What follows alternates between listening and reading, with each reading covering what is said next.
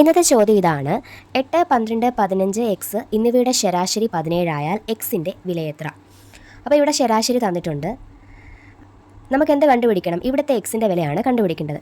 അങ്ങനെയാണെങ്കിൽ നമുക്കറിയാം ശരാശരി എന്ന് പറഞ്ഞു കഴിഞ്ഞാൽ ഈ സംഖ്യകളുടെ തുക ബൈ എത്ര എണ്ണമാണോ അതാണ് എന്തെന്ന് പറയുന്നത് ശരാശരി എന്ന് പറയുന്നത്.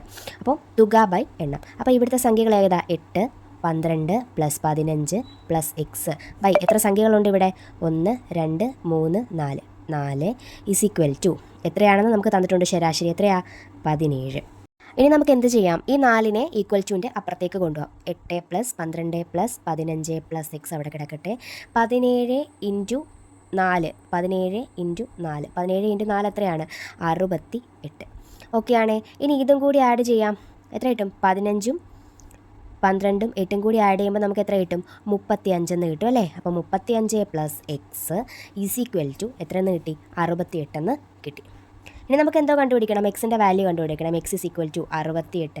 ഇവിടെ +35 ഇപ്പുറത്ത് പോകുമ്പോൾ എന്താവും? -35 ആവും. അപ്പോൾ 68 - 35 എന്ന് പറയുന്നത് എത്രയാണ്? 33. അപ്പോൾ ഇവിടുത്തെ എക്സിൻ്റെ വില എത്രയാണ്? 33 ആണ് എക്സിൻ്റെ വില. എത്രയാണ്? 33.